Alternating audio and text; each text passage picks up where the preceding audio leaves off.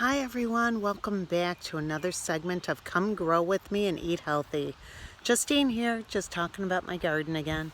We're going to take a little tour inside the garden today and see what's ready. And I know I've been harvesting some garlic scapes. Garlic scapes are pretty amazing. A lot of people don't even know what they are. But this is the garlic growing.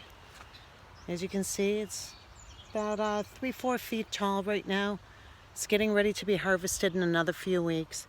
And when it gets ready to start going to bud, to go to seed, these little squiggly things come growing out of the top of it. You just clip them right off, trim off the head of it, and that was the flower head. And you can use this whole stalk part for cooking. I use it in soups, stews, chop them up into your eggs just like a scallion. Very tasty, very flavorful, kind of a cross between an onion and a little taste of garlic in it. Very, very flavorful. So the garlic will be ready to be picked in a few weeks, which is real exciting. I have 100 of them growing here because we use a lot of garlic. All of our tomatoes. Let's go take a little peek at the tomatoes. Oh, remember I was telling you folks about the asparagus? Wait till you see this beast. Look at this. This is out of freaking control. Look at how tall they are. This is all the asparagus. These big fronds, and they're going to be going to seed as well, and I'll have a lot more asparagus as well. I'm 5'5", and these are probably about 6.5 feet tall. So they're very healthy, very, very healthy. So the asparagus has always been doing good. And this is a 12-foot bed of asparagus, purple and green, that provide us some amazing asparagus this past spring. Here's all of our, I only planted a few tomato plants because I have a ton of tomatoes left over from last year. And our potatoes are doing great. Potatoes are doing great. These are our white potatoes, and then my little red potatoes are just coming up over here. They're doing good. And our grapes are doing great. Wait till I tell you what's great about how you plant your grapes as I get whacked in the face by all of these wonderful grapevines. Imagine when you're planting your garden, kind of plan for the future. You don't want to have to kind of change things up as you're going along with things. So, strawberries are doing great. My grandson came over earlier and picked a whole slew of strawberries, and he came in with very pink hands and a very pink face. So, as you look at the back fence and you can see all the grapevines, you notice there's beds in front of them. So there's a grapevine there. Here's a bed right here. That way the roots can be fertilized from the soil of the bed right in front of it.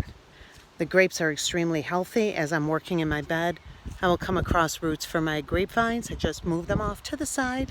They're very happy that way. They're very well fertilized, and that way they get constant nutrition from the great soil in my beds, as opposed to fertilizing them directly right underneath the plant. So as you can see, there's a very healthy plant and a bed right in front of it. That one has my cucumbers and my cucamelons. If none of you ever heard of cucamelons, they are so stinking cute. They're about that big. They look like a watermelon, taste like a cucumber.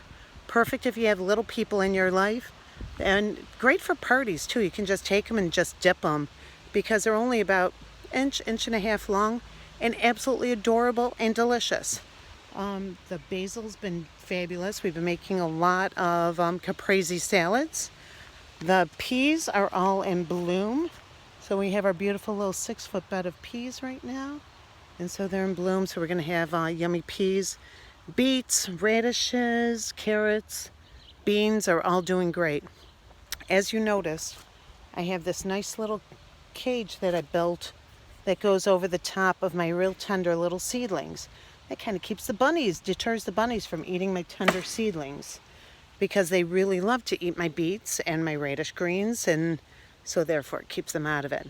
That was real super easy to make. All I did was make a quick little frame, put these little brackets in the corner, stapled some screening on it, and voila, I have a couple of them here for my tender seedlings, and it really comes in handy.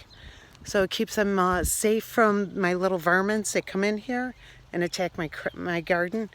I work too hard and I love my organic food to feed the bunnies in the neighborhood, and they're starting to populate because there's mom and dad and the 6 babies are like zipping around.